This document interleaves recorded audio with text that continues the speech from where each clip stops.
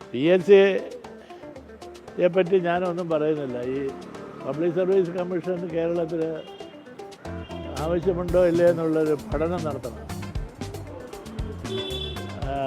തൊഴിലില്ലാത്തവരുടെ അംഗസംഖ്യ ഒരു ഭാഗത്തൂടെ വർദ്ധിച്ചുകൊണ്ടിരിക്കുന്നു. തൊഴിലിന് വേണ്ടി യുവജനങ്ങൾ നാടുവിടുന്നു. പിന്നെ ഇവിടെ കുറച്ചുള്ള ആളുകളുടെ ഒരു പരീക്ഷയും അത് പരിശോധിക്കലും അതിനെ സംബന്ധിച്ചൊക്കെ PSCയെക്കുറിച്ച് ധാരാളം പരാതികൾ പണ്ടേ വന്നിട്ടുള്ളതാണ്. അത് പരിശോധിക്കണം. പിന്നെ അവർക്ക് കൊടുക്കുന്ന വേതനം, ഞാൻ മുഖ്യമന്ത്രിയേക്കാൾ ശമ്പളം ഉണ്ടെന്നാണ് എനിക്ക് തോന്നുന്നത്. PSC ചെയർമാൻ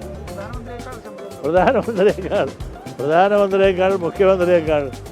അതിനെ ന്യായീകരിക്കുന്ന ചില ശബ്ദങ്ങൾ ഞാൻ കേട്ടു. അത് നിർഭാഗ്യകരമായിപ്പോയി. പാവപ്പെട്ടവരുടെ സമരം ഒരു ഭാഗം നടക്കുമ്പോൾ അതിനെ ന്യായീകരിക്കാതെ അതവരെ ഡൽഹി പോയി സമരം ചെയ്യണമെന്ന് പറയുക, അവരെ ആക്ഷേപിക്കുക. അതേസമയത്ത് ഒരു പണിയില്ലാതെ കോഴ കൊടുത്ത് കയറിയവരാണ് PSC മെമ്പർമാരെന്നാണ് വെളിയിൽ പറയുന്നത്. എനിക്കറിയില്ല. പ്രയോറിറ്റി മാറുന്നു എന്നുള്ളതാണ് ആളുകളുടെ പരാതി. ഈ PSC മെമ്പർമാർ വലിയ കാര്യമൊന്നുമുള്ളവരല്ല. ഒരു മഹാ ടെസ്റ്റൊക്കെ എഴുതി പാസ്സായി വന്നവരൊന്നുമല്ല. ഒരു ടെസ്റ്റ് എഴുതുന്നവരല്ല. പാർട്ടി ഓഫീസിൽ കൊടുക്കുന്ന പേര് അനുസരിച്ച് അവിടെ നിയമനം നടത്തണമല്ലാതെ ഒരു ടെസ്റ്റ് എഴുതാത്തവർ കേരളത്തിലെ മുഴുവൻ പിള്ളേരെയും ടെസ്റ്റ് എഴുതി പഠിപ്പിക്കുകയാണ്. അതുതന്നെ ആ ഘടന തന്നെ തെറ്റാണ്. PSC മെമ്പർമാർക്ക് ഒരു മിനിമം ക്വാളിഫിക്കേഷൻ ഉണ്ടെന്നാണ് എൻ്റെ അഭിപ്രായം.